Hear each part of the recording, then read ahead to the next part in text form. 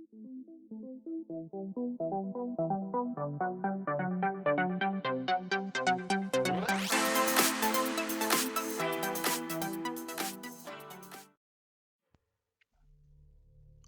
mini enthusiasts, how you doing? Welcome back. This is part 37 of the project kit build. And just early on, if I can ask you to do me a favour, if you're not subscribed, please hit the subscribe button, and if you could take a moment and hit the thumbs up. The reason I ask is 68% of the people that watch these videos are not subscribed, which is quite phenomenal. So we're drawing very near to the end now, and I wouldn't want you to miss the end. So if you're a subscriber, if you hit the bell button, you'll get a notification when a new video is coming.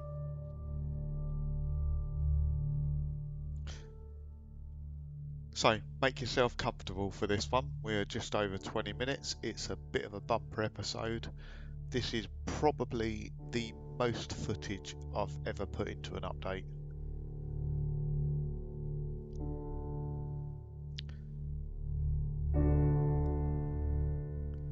And there's lots of bits and bobs going on here. So as you'd have seen a moment ago, Mark was just fitting some sound deadening, sound proofing, vibration damping to the underneath of the bonnet, and being very meticulous, masking it off, making sure he doesn't get any of the spray glue over the painted parts. And obviously Mark and Lucy there just fitting the bonnet back on. So Mark struggled a little bit here because he wanted gas struts for the bonnet. Unfortunately, for some reason, they're very difficult to get hold of the kits that they used to do. Well, I've got a kit on Vinny actually, which I probably fitted about 4 or 5 years ago. Not sort of the minivation hinges which hinge the bonnet up vertical, but just the gas struts, just so you can do away with the bonnet prop. No one seems to do them anymore, or you can't get hold of them anyway.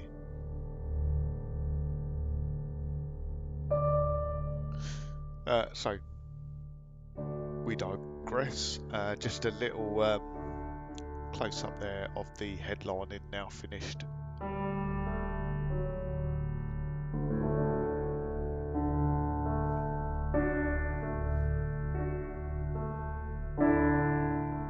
Looking really good, isn't it? It's nice to see Mark's done the sort of A and B pillars with them as well, just with the material that was left over. So it doesn't come with that material, but you just get offcuts. And I think Mark's made good use of that, especially sort of on those A and B pillars. They just look really nice. And I think once the rear door cards go in, that'll finish that off really nicely.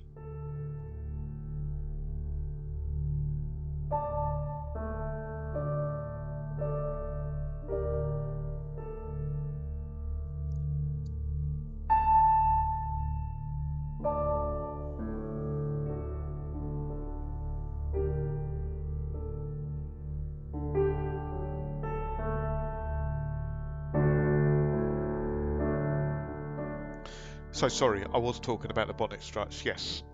So very difficult to get hold of. I don't mean the minivation hinges, I mean just the gas struts, so you can do away with the bonnet prop. Yeah, no one seems to do them anymore. So what we actually done was I measured the ones on Vinny, and we kind of approximated the weight of a mini bonnet, and Mark just ordered some generic gas struts up.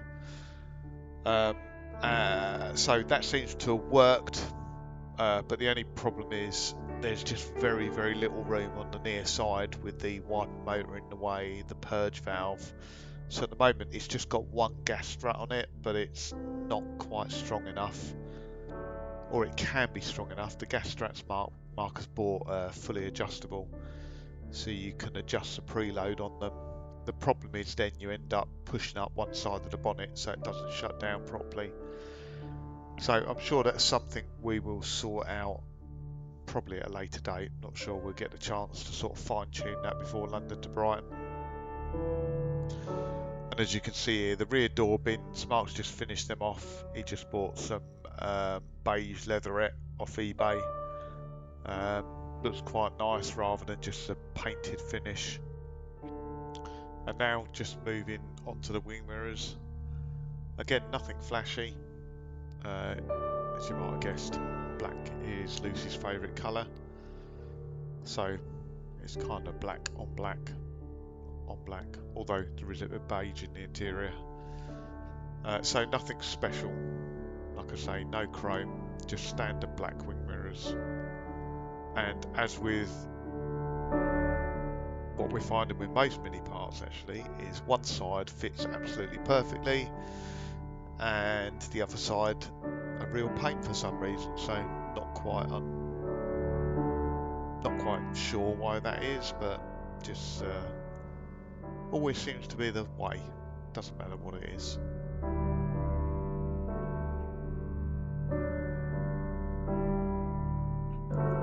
So we've got the camera resting up on the wing of Rufus at the moment, one of Mark's many other minis. I'll have to show you Rufus a bit closer another time because it really is a lovely car. That is custom build, huge ice installation, in-car entertainment.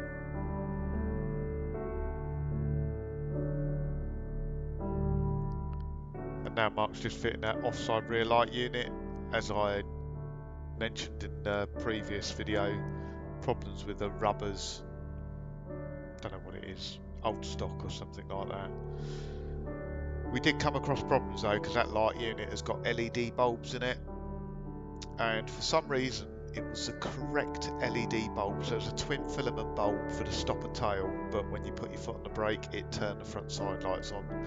So that usually happens if you fitted a single filament bulb in a twin filament housing.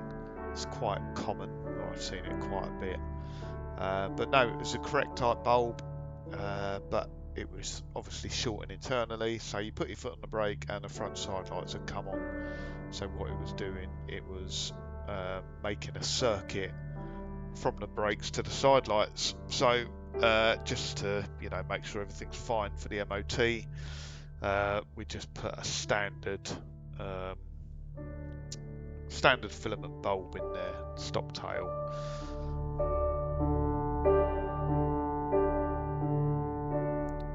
Now Mark's inside the car, just wiring up and fitting the rear central locking solenoids on both sides.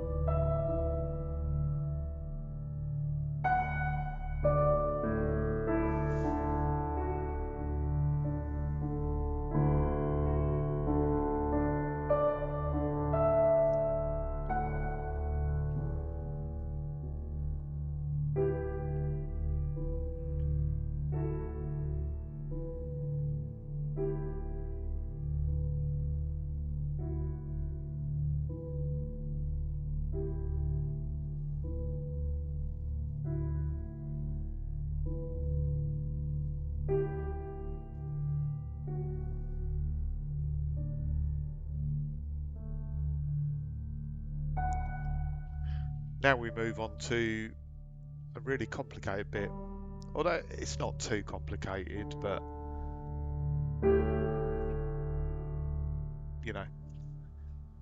if you've never done it before, nothing's ever easy, is it? So this is for the digital dash. So KITT couldn't have analog gauges, it just wouldn't look right. So Mark bought from America a full digital dash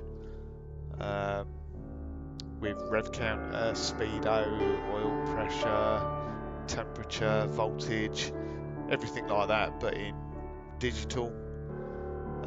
So Mark had to convert the wiring over from the standard analog mini dash over to the digital dash, and hats off to Mark, it worked perfectly first time.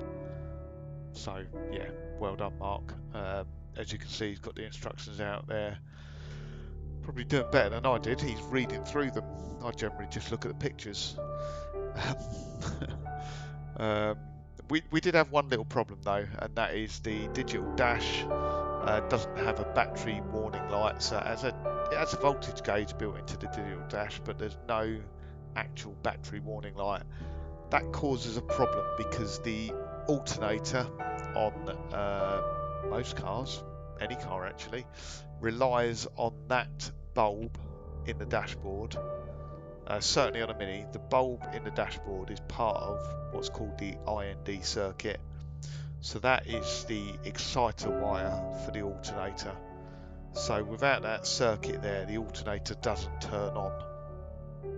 And that circuit needs to have a little bit of resistance in it as well. So on a Mini, the resistance is basically the bulb in the dashboard, which forms part of the IND circuit and the exciter wire for the alternator. So because it was a digital dash, it didn't have that there, so we basically just had to run a little 501 bulb, I think it's 3 watt, to the alternator, and then it started charging fine.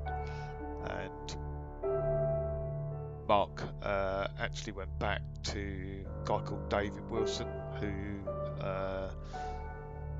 runs a little company, Wired by Wilson, making all sorts of mini electrical parts, mainly sort of dash switches, looms and things like that for custom builds. Does an absolutely great job. Knows mini wiring looms like the back of his hand.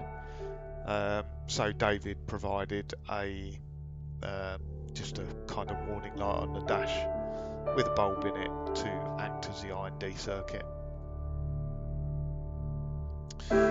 So it won't be this update actually. I think Mark took a bit of a close-up of the digital dash once it was all together and working. So I've got a little bit of footage myself as well, so I might put that up in a moment just as a little bit of a teaser for next time maybe.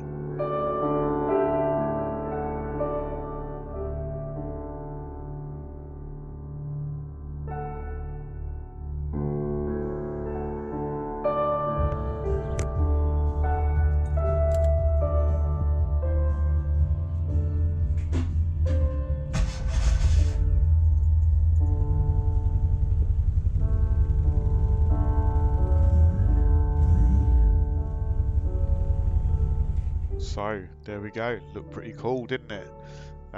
Reason it was flickering a little bit was just refresh rate of the dashboard, so the camera obviously picks up where it records sort of 60 frames per second, and the rev counter needed setting up because it was reading I think half revs, so being an American product, probably set up for a V8.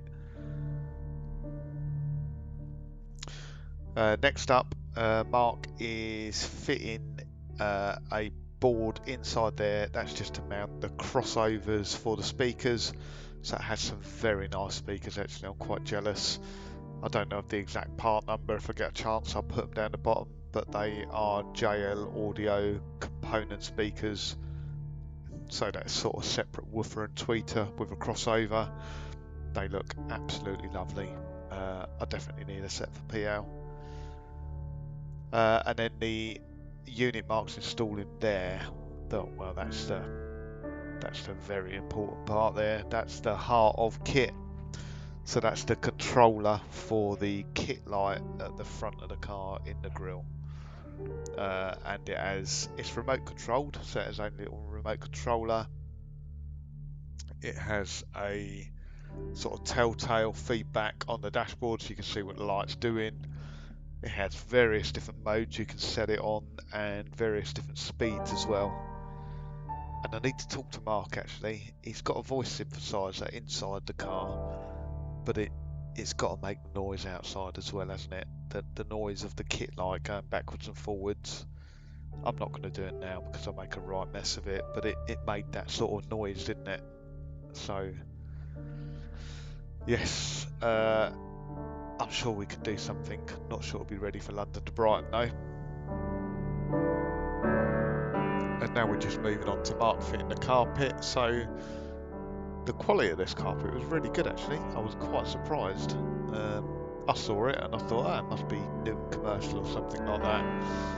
When I spoke to Mark, I think he got it from Brooklyn's Mini Show, so it would have just been one of the traders there. But it's quite a nice carpet. The actual main parts of the carpet are trimmed up around the edges and sort of lined so they don't fray. So yeah, really nice.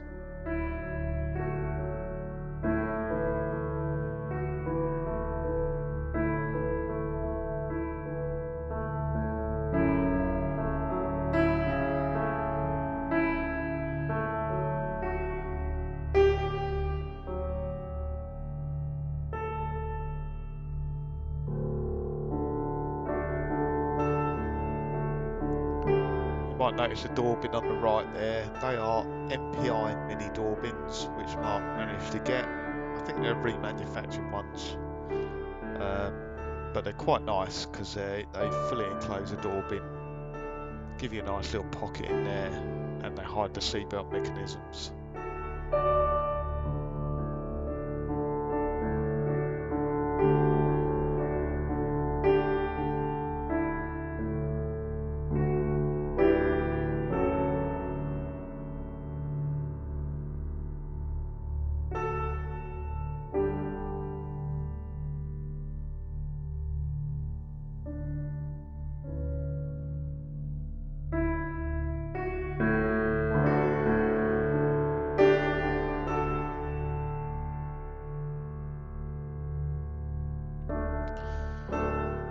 Mark just being very meticulous there, just using denitrile there to cavity wax the cross member and the inner seals there, which is a great idea. Someone's questioned it recently in one of the comments, you know, and they're quite right. The car will be used for shows. It will sit in this heated garage.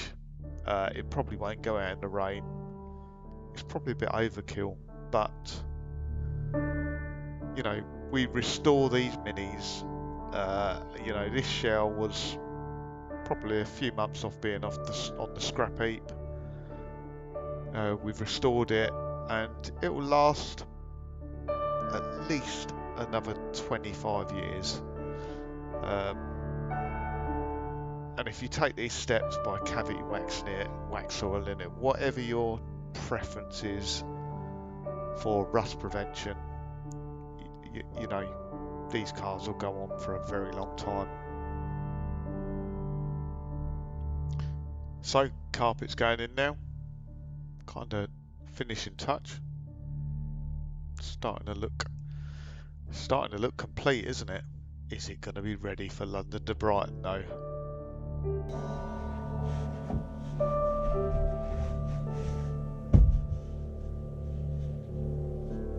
Sorry, just had to slow down that bell gong there.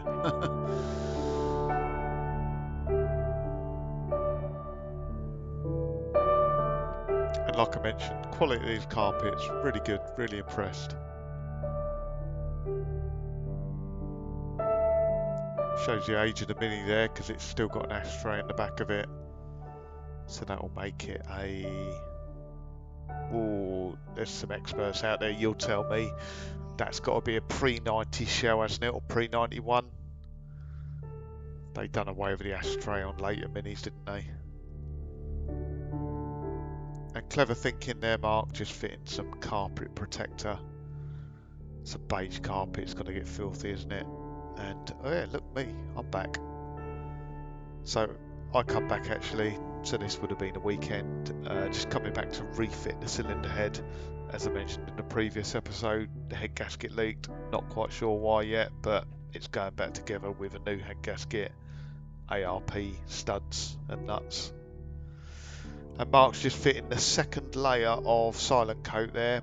So the first layer of silent coat is sound deadening, and the second layer of silent coat is a noise and thermal insulation. So they do actually recommend you put 2 layers on there. I know not everyone does, and it's probably the noise deadening that is the bit most people want to sort out, but I tell you what, already, even without the windows in that car, when you shut the doors and the boot and things like that, you can already tell the difference it makes.